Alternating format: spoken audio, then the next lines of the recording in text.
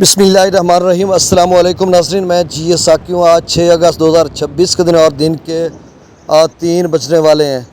اچھا، دریاؤں کے حوالے سے جو ایف ایف ڈی نے کہا، اس نے کہا کہ 10 اگست کے بعد تمام دریاؤں کے بہاؤ میں نمایاں اضافہ ہو سکتا ہے۔ 8 اگست کو ویسے بارشی سلسلے شروع ہوں گے اور 10 اگست کے بعد، اور میرا اندازہ ہے کہ 16-17 کے بعد جو بہاؤ ہے اس میں خاصا اضافہ ہو سکتا ہے۔ اس کی وجہ یہ ہے کہ جس طرح سے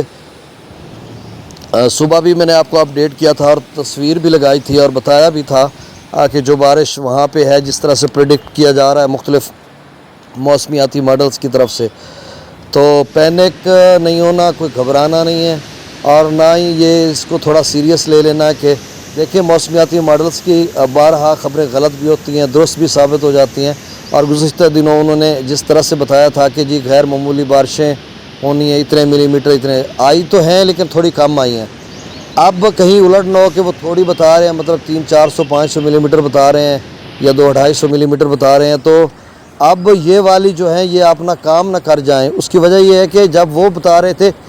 بارش تو اچھی خاصی ہوئی لیکن ڈیمز تب خاصے خالی تھے تو اس میں پانی بھرتا گیا۔ اب جب کہ 20، 21، 22 کو جب بارشیں آئیں گی، تو جب 20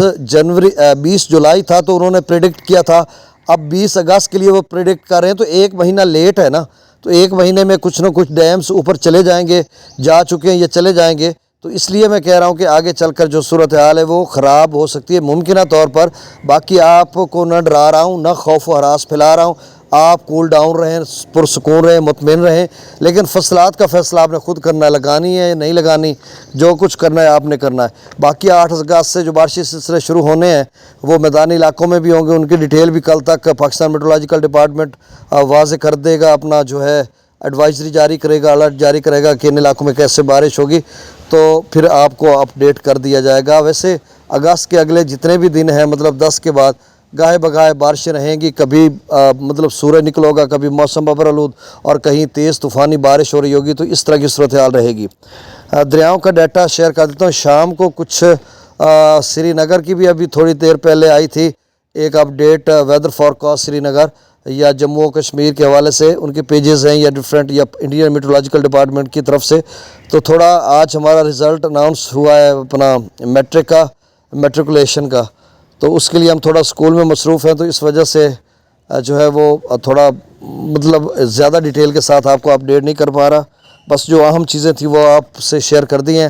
اور شام کو جب 7-8 بجے آپ کو اپڈیٹ کروں گا تو پھر انڈین میٹرولوجیکل ڈپارٹمنٹ کی رپورٹ بھی ساتھ ہوگی کہ وہاں وہ کیا کہتے ہیں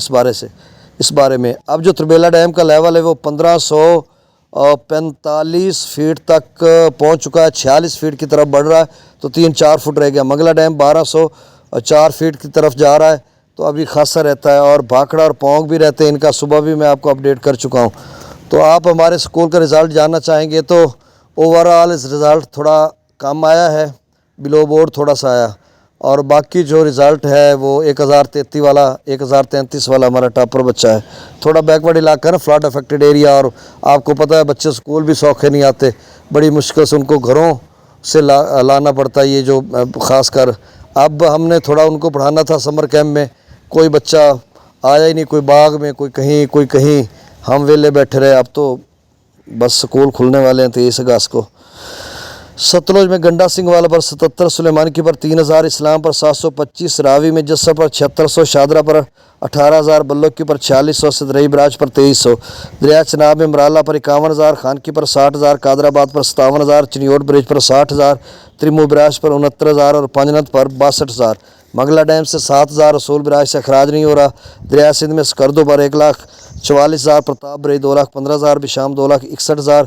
تربیلا ڈیم سے 2,33,000 چھوڑا جا رہا ہے۔ کابل دریا میں 46,000 کیوسک، کالا باغ پر 3,80,000 کیوسک ہو چکا ہے۔ اپ سٹریم اور ڈاؤن سٹریم 3,73,000 کیوسک ہے، تو یہ 4,00,000 کیوسک کے قریب پہنچ رہا ہے کالا باغ، اور